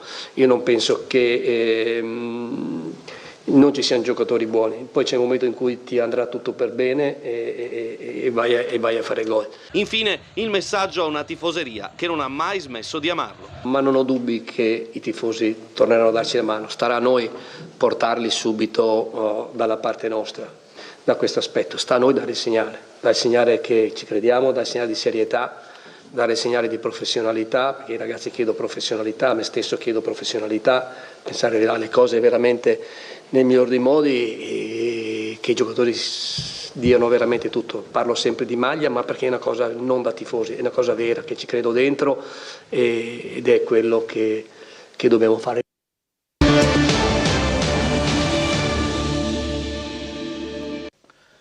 Sul corpo di Liliana Resinovic inequivocabili segni da parte di terzi. È l'indiscrezione emersa in queste ore su uno dei fatti di cronaca più chiacchierati d'Italia. Spunta l'indizio che potrebbe dare la svolta al caso. È parte del contenuto della super perizia medico-legale del pool di esperti condotto dall'antropologa forense Cristina Cattaneo, alla quale la procura aveva affidato l'incarico. La relazione, redatta dopo le analisi all'Istituto di Medicina Legale dell'Università di Milano, verrà illustrata entro 2 settimane. La missione è far luce sulla sorte della 63enne di via Verrocchio, scomparsa da casa a Trieste il 14 dicembre 2021 e ritrovata cadavere nel bosco dell'ex ospedale psichiatrico di San Giovanni il 5 gennaio 2022. L'indiscrezione, confermata alla nostra emittente, apre quindi la strada ad altre ipotesi e naturalmente a nuove indagini. Le ultime analisi sul corpo di Liliana offrono un risultato diverso rispetto a quello della prima perizia medico-legale trasmessa alla Procura di Trieste a firma di Fulvio Costantinides e Fabio Cavalli, che escludeva l'azione di terzi. Lo scorso gennaio il giudice per le indagini preliminari Luigi Dainotti aveva rigettato la richiesta della Procura di archiviare il caso. Se da un lato la superperizia della dottoressa Cattaneo offre agli investigatori altre ipotesi, dall'altro col nuovo documento verrà confermata la morte per asfissia, un mistero che si infittisce. Ma quali sarebbero i segni evidenti sul corpo di Liliana emersi solo dalla seconda autopsia? Si tratterebbe di una piccola frattura alla lamina della seconda vertebra toracica che risalirebbe a poco prima del decesso e un'emorragia sulla mano destra. Cosa è successo dal giorno della scomparsa di Liliana al ritrovamento del corpo? La donna è stata intercettata da qualcuno quando la mattina del 14 dicembre di 3 anni fa era uscita da casa per poi non tornare. La 63enne è stata picchiata. Chi le ha provocato quei segni? Tutte domande alle quali gli investigatori dovranno dare una risposta.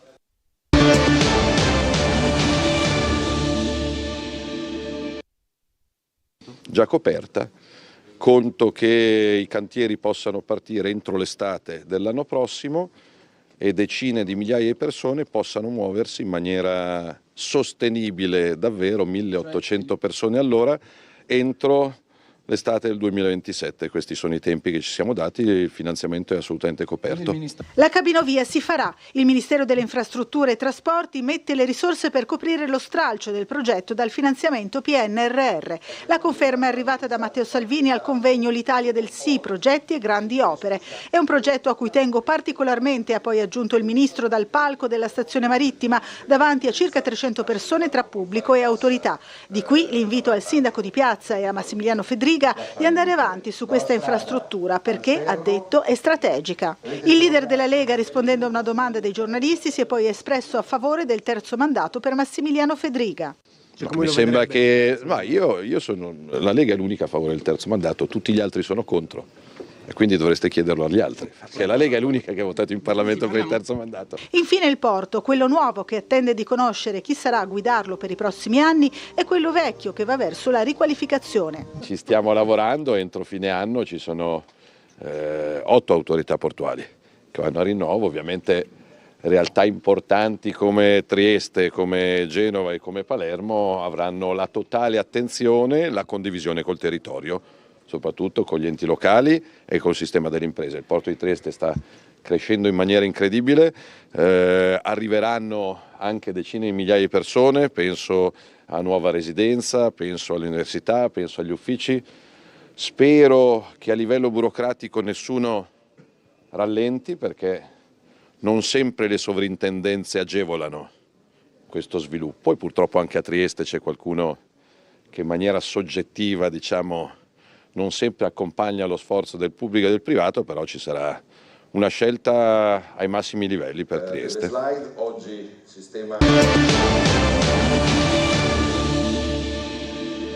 Amiche e amici di Tele4, bentrovati per la 18ª giornata di Serie C, Girone A. Siamo allo stadio nel Rocco di Trieste e in programma c'è un derby sentitissimo, quello fra Triestina e Vicenza. Attenzione per la Triestina che potrebbe esserci un pericolo qui, Germano fa buona guardia, c'è Vallocchia sull'1 contro 1, il tiro! Tocca dietro per Correia che alza la testa, mette in movimento Vallocchia, il quale è a campo davanti a sé. Vallocchia tocca sulla sinistra per D'Urso, la possibilità del tiro, parato, il pallone controllato da Rauti, poi arriva Della Morte a supporto. Brahim Sambou saltato di netto, la possibilità del tiro. Kelleros con i pugni.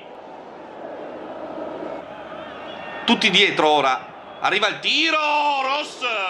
Direzione del terzino sinistro della Triestina. Olivieri, area piena, è difficile. Tonetto può andare al cross, lo fa, ribattuto di mani, nulla di fatto, ribattuto di mani in area di rigore. Proteste di Tesser, mani in area, per Diop non c'è nulla. Bah. E finisce qui il primo tempo, 0-0. Va da Valocchia, alza la testa, c'è Olivieri, c'è in profondità Vertaine, riesce ad arrivare sul pallone, va giù, calcio di rigore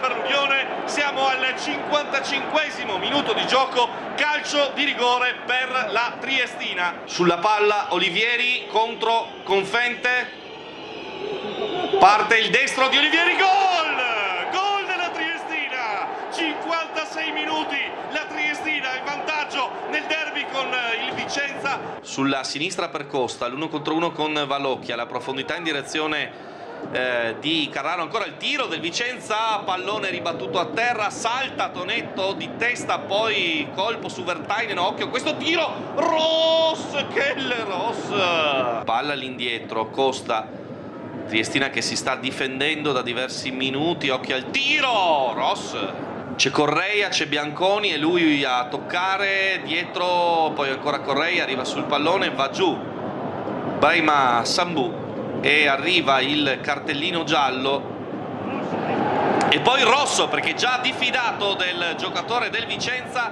che rimane in 10 uomini. Si tratta del numero 4 Carraro, il centrocampista centrale della formazione vicentina. Correia recupera, vede molto bene Bozza, alza la testa, Olivieri in area, Olivieri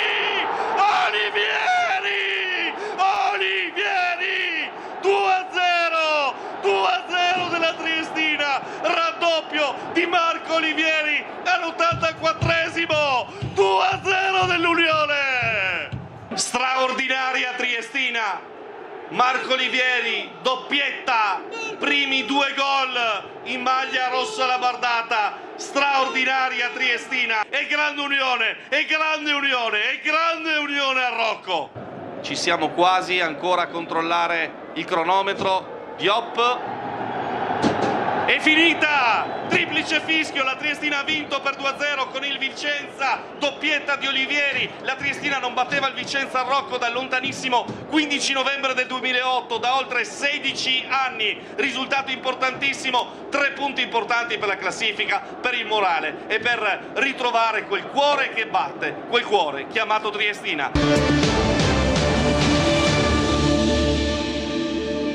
Generali si è aggiudicata l'asta pubblica indetta dal Comune di Trieste per l'acquisto di Palazzo Carciotti con un'offerta di 13.200.000 euro. L'importo supera di poco la proposta della Carciotti SRL, che aveva presentato un'offerta di 13.152.000 euro, con una differenza di appena 50.000 euro. Il terzo partecipante, Flavio Dallefratte, consulente di Banca Generali, aveva invece avanzato un'offerta di 9 milioni, poco superiore alla base d'asta fissata a 8,8 milioni. L'apertura delle buste si è svolta stamattina a Palazzo Costanzi. Presenti i rappresentanti di Generali e della Carciotti SRL, mentre Dallefratte ha partecipato da remoto. Dall'amministrazione comunale sono arrivate parole di soddisfazione per l'esito della procedura. Forse è una delle più belle giornate della mia vita da sindaco, ma non è l'importo che mi interessava, è il fatto che non hanno comprato le Generali, che andranno a fare questa Academy e che investiranno sulla nostra città, le Generali che sono nate poi in quel palazzo. Per cui viva le Generali, viva Trieste e viva tutti. Loro pensano addirittura ad un investimento di 60 milioni di euro, per cui solo le Generali potevano fare un investimento così. Dopo 3 aste andate deserte, l'aggiudicazione odierna segna un punto di svolta per il futuro dell'immobile, inizialmente messo in vendita nel 2018 con una base d'asta di 22,7 milioni, poi progressivamente ridotta.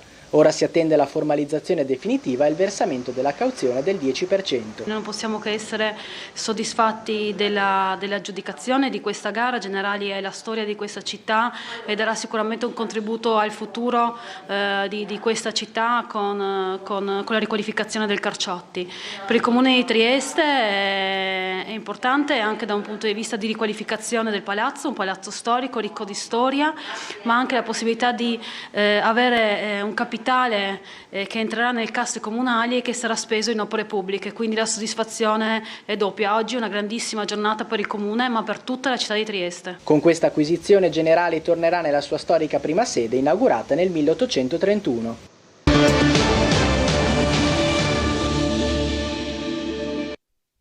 A very Merry Christmas, Happy Holidays, Happy New Year e Forza Trieste. Auguri, sorrisi e strenne natalizie alla cena di Natale della Pallacanestro Trieste che, nella cornice di Villa Rigatti a Villa Vicentina, ha organizzato un vero e proprio evento stile matrimonio con tanto di squadra, staff, sponsor e stampa. Tra un brindisi e una seppia con le lenticchie si segnalano i meglio vestiti, il totem Candussi con doppio petto grigio e pochette amaranto e il vulcanico Brooks in stile Will Smith. Fra signore in lungo e teneri abbracci di coach Christian e la moglie arriva però anche la notizia. Il presidente Matjasic ha rinnovato con un biennale il contratto del GM Mike Arcieri. Sì, lui è un bravissimo GM, lui è una persona importante per il futuro della nostra organizzazione e sono felice per lui per stare con noi per alcuni anni ancora. Un accordo che dice molto sulla programmazione futura, considerando che è stato proprio il dirigente di New York a costruire la squadra della promozione, difendendo le proprie scelte nei momenti difficili ed avendo poi ragione sul campo, ed è stato sempre lui a aver dato vita al favoloso gruppo di talento per la Serie A1. Poi, naturalmente, tempo di auguri. Pallacanestro Trieste è parte della comunità di Trieste. Vogliamo dire da me e da tutti la nostra organizzazione un sincero buon Natale, buon feste, buon anno e una Forza Trieste.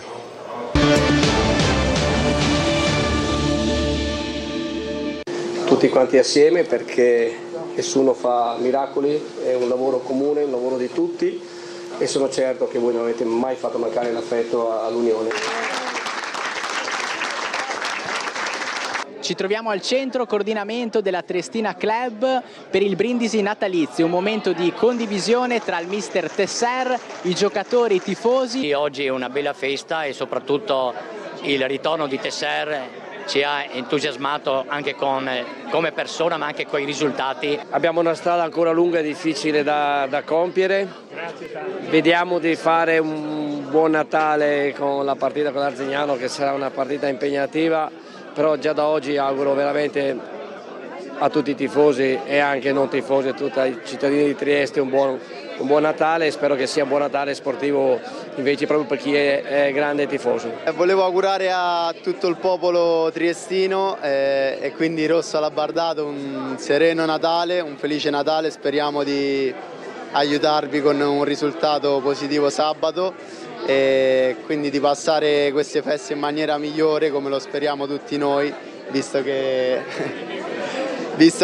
siamo partiti un po' a rilento, però adesso ci stiamo riprendendo, anche grazie al vostro supporto che non è mai mancato durante la stagione e per questo vi ringraziamo. Ale, ale, ale, ale, Unione, ale, più forte, ale, ale, ale, ale, Unione, ale. Ora ci siamo spostati al fan club Bar Capriccio perché proseguono i festeggiamenti, è il momento conviviale in occasione dello scambio di auguri natalizi tra la società e i tifosi. È tornato di nuovo l'entusiasmo e la positività che noi al club non l'abbiamo mai persa, sempre fiducia. Il mister è arrivato e quindi in più facciamo una cosa benefica con la lotteria per Federico, una cosa molto importante. Attilio! Tele 4,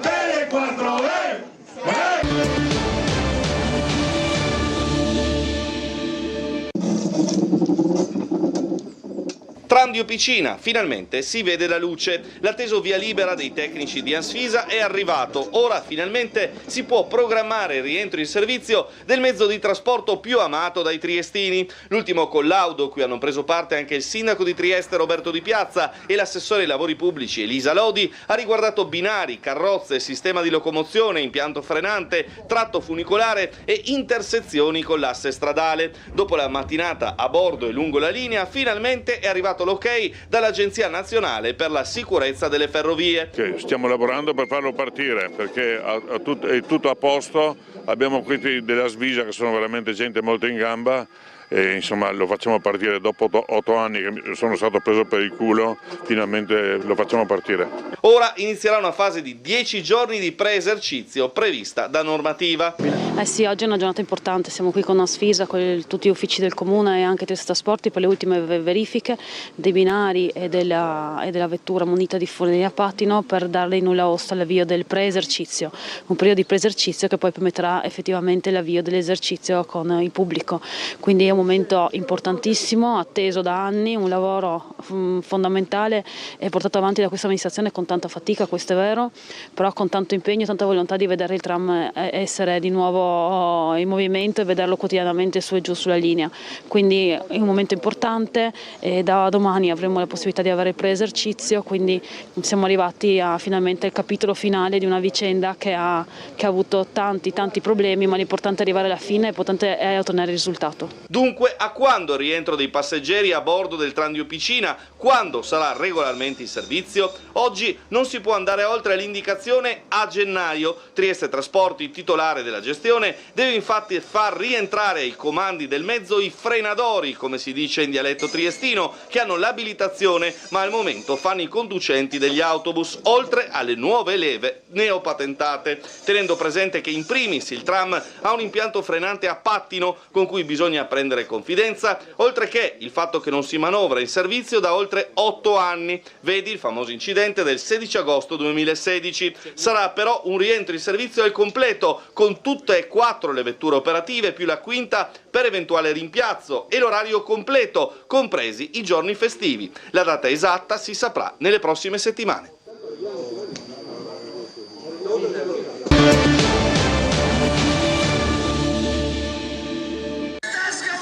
Sono oltre 1000, anche 1300 gli studenti scesi in piazza oggi in città per questo corteo studentesco dopo il crollo all'interno della succursale del Petrarca che ha provocato anche la ferita di una studentessa, per fortuna in modo non grave. Studenti del liceo Petrarca ma anche di altri istituti cittadini che chiedono a gran voce sicurezza all'interno delle scuole. Se mi crolla il tetto addosso mi ribello a più non posso. Se mi crolla il tetto addosso mi ribello a più non posso. Siamo arrabbiati, è impossibile che ci siano queste condizioni, bisogna fare qualcosa per cambiare non solo per la nostra scuola ma per tutte quelle di Trieste e d'Italia. La situazione in generale in Italia è terribile, come hanno detto prima 70 crolli soltanto quest'anno e ricordiamoci che l'anno scolastico è iniziato a settembre. Hanno partecipato anche altre scuole, anche insegnanti, anche docenti universitari, siamo tutti uniti in questa battaglia. Gli striscioni, scuole sicure, anche in inglese, support the building, not just our mind, our future depend on our safety too. Caschi in testa, scuole a pezzi, per l'Obovia 48 milioni la scuola la abbandoni. Do you get déjà vu? Déjà vu del 2021 era già crollato il tetto, no? Sì, ero in prima e adesso sono in quarta e la stessa situazione si ripresenta. Ogni grande incendio comincia con una scintilla e la nostra scintilla questa volta è stata quel pezzo di soffitto caduto nel nostro liceo. Intonaco che, cadendo, ha fatto molto più rumore di quanto sembri. È il rumore delle nostre paure, delle nostre vite messe a rischio, ma soprattutto è il rumore della consapevolezza che qualcosa deve cambiare. noi vogliamo parlare con tutte le istituzioni che sono responsabili di appunto indirizzare i fondi all'edilizia scolastica. È chiaro che il diritto allo studio non è una priorità di quest'ultime, soprattutto non è una priorità di questo governo. Nell'ultima legge di bilancio sono stati tagliati 41 milioni all'istruzione e non potrà sicuramente un taglio del genere risolvere i problemi di cui stiamo parlando oggi. Sono arrabbiato perché non è possibile che in un paese come l'Italia un soffitto crolli in testa a una ragazza, la scuola venga chiusa e gli studenti si ritrovino costretti a rimanere a casa a causa dell'incapacità di trovare una soluzione. Se mi crolla il tetto addosso, mi ribello a più non posso. Se mi crolla il tetto addosso, mi